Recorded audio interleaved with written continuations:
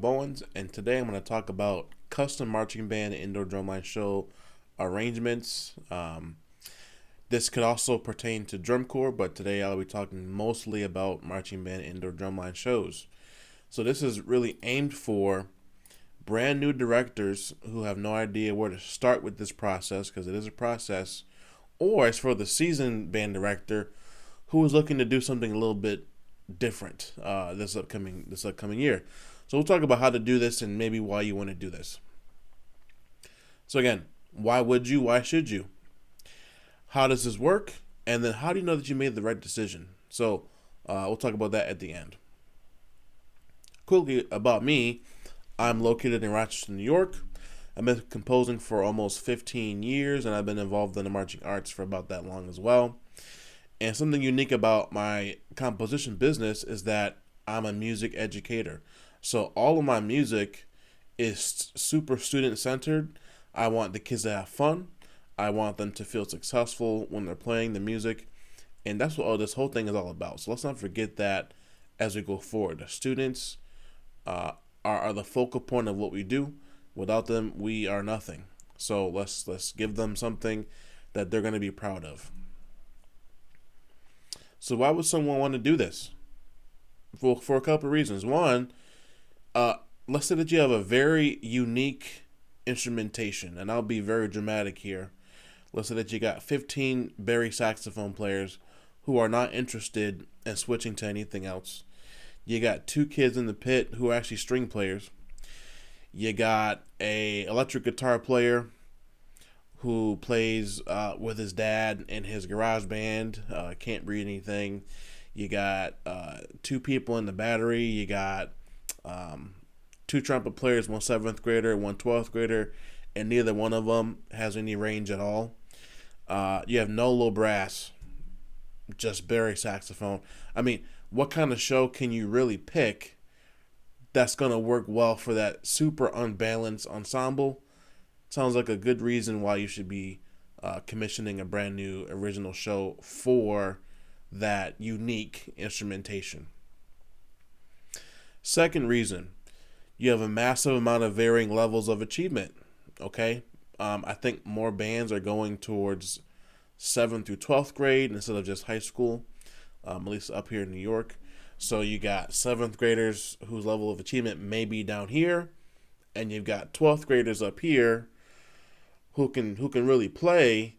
How can you play a show that's going to be accessible for the 7th graders and still engaging and maybe challenging for the 12th graders? Kind of hard to find that. So you might have to consider commissioning a show for your students. 3, your program hasn't been having success, competitive success anyways, using stock charts. Maybe you're playing them well, so the achievement is there, but the composition score in comparison to your competition may not be as competitive as you might think it is. So let's modernize this together, and let's make it competitive. Last reason, you want to try something new. Maybe you are doing something original. Maybe you have been working with an arranger for a while and you want to try this whole thing with someone new. I welcome you. My email is in the description below. It'll be at the end of the video as well. Let's have a conversation. So the process. Let me just, before I get into this, say this is my process. It is not the Bible.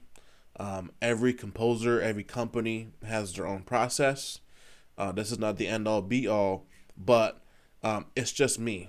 I don't have 15 other people working with me or 5 other people working with me. So you're going to get the individual, customer service per se that you need on this. And I'm super happy to offer that to you. Again, I understand how this goes. I'm a music educator. I've been teaching for 8 years. I've been doing marching arts teaching for almost 15.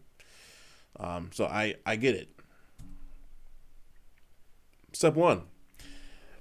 I'm going to talk about timeline a lot. Timeline is super important. It's going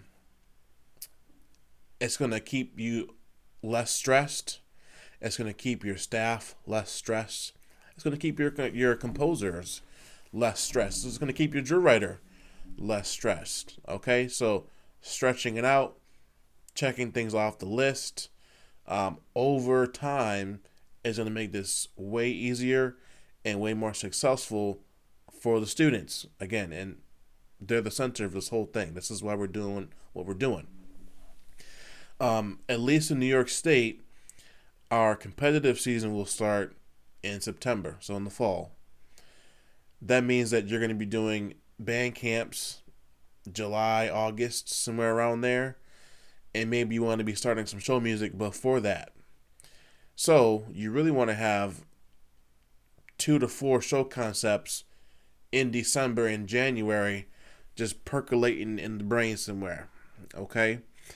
And then you're going to work through those ideas with your staff, your design staff, however you arrange that's on you.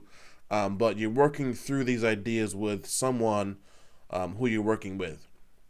And I'd say you are percolating, you're letting those things marinate in your brain December, January. Okay? And then you are having those conversations January, February with your staff, with your design staff. As you pare down those ideas, you have 1 or 2 ideas left over. They're pretty well thought out. Browse the internet for composers, arrangers. There's a bunch of us, right? There's a bunch of people out there. There's a bunch of companies out there. Find the ones that work best for you. Ask a bunch of questions before you commit to them, right? How much is this going to cost? How long is the process? How quickly can you get the music back to me? All the things. Are you available for Zoom meetings? Are you available to come in and work with our kids? Ask all those questions. It depends on what you need, truly. Which brings me to my next step here. Step 2A. How do you pick the right person? Well, what are your needs? Right? Do you need someone that's going to be there step by step? Do you need someone who has experience writing for small bands? Do you want someone who has experience writing for, open class, world class drum lines? Because that's what your drum line is. Do you want someone who is writing for a drum corps? Because that's the style that you're going for. What do you need? What are your needs? Think about cohesiveness. And what I mean by that is there's some arrangers that either only offer the wind ensemble book, or they do offer the percussion book, but it's a different percussion arranger. So you got 2 arrangers at the top of the score. And nothing against them, because there's people who have been working together for years and it does sound cohesive. There's also a lot of people who will buy a wind book and then hire a staff member to write the percussion book, and it's not cohesive. And now you've got too many notes in the drum line, not enough notes in the front ensemble, so now they're bored and, over the summer. And then you got drum line clashing with the wind parts, and it becomes this huge mess of sound, and you don't want that. That's not why we're doing this, right? We want the kids to be successful and feel successful, and I think that's something that can get in the way. Are they collaborative? Are they going to be able to maybe chat for a second or two with the drill designer? Are they willing to work with you? Are they willing to make some changes? Ask those questions. What's your policy about changes? I know for me, change everything that you want to. But once the season starts, are these changes worth it? What's it going to do to the kids? Again, are people going to charge you for the change? So be asking about that as you go forward when you're picking them. Step 3, schedule. All right, I started my first step with a schedule, right? January, December, November-ish, you're already doing something. That's way ahead of time. So create a schedule where you and your staff will meet with the music designer as often as you need, as often as the arranger's able to meet.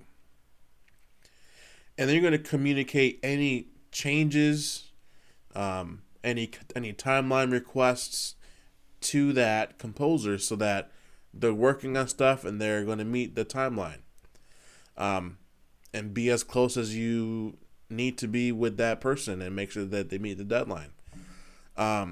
Use this time to gauge the progress as well. Ask to hear any updates. Ask to see updates. For me, when we've decided on what show that you want to go with, I'm going to offer you an option A and an option B. So right off the bat, you're going to hear something. You're going to see something. That's just how I work. And then you're going to choose either option A or option B, and then we're going to use that as a template, and we're going to move forward with the show based on what you've chosen. So you're in it from the get-go, at least with me. If option A, option B doesn't work, write an option C. So again, we're working together, we're collaborating right from the get-go. Step 3A, understand your music designer. Are they to be trusted to write freely? Or are you going to need to be a tight leash person on what they do? Either way, be checking in constantly. How's it going? Can I see what you've done thus far? Depends on what you want. Step 4, understand the agreements. Plan as best you can based on the instrumentation and level of achievement that you see. So in January, you can predict, right, what your instrumentation might be. You can predict what the level of achievement will be. But in March, you start playing a chorale or something like that, and you're like, oh my goodness, we can't play. These chords we're not going to be able to do. And you start to see that now you have a bunch of work to do on fundamentals and not so much on music notation reading. And so, just be thinking about that and how you plan your rehearsals. The fundamentals are way more important than playing fast notes.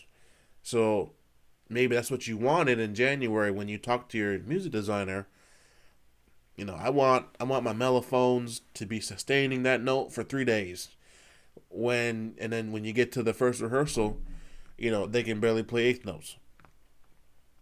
So now we need to change something. So be communicating those things as you progress in your season. What do you need? What do your students need to be successful? Be thinking about that going forward. Super important. And option 5. Invite your music designer in for a music-focused ensemble rehearsal. They wrote the music. They've got the vision. Just like you had the vision. They can offer some very important insights from an outsider perspective. So, if you can find someone local, that's great. It's even better. The results. How do you know that you made the right decision? Keep your ears to the streets. What are your students saying about the music? Are they excited? Are they playing it like they're excited?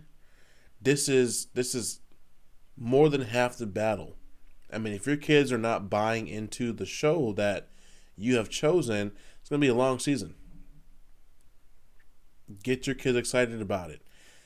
They'll be excited off the get-go knowing that there's music written just for them. That's a very special thing. Next, are things cohesive? Are the judges saying, "Wow, that's really great.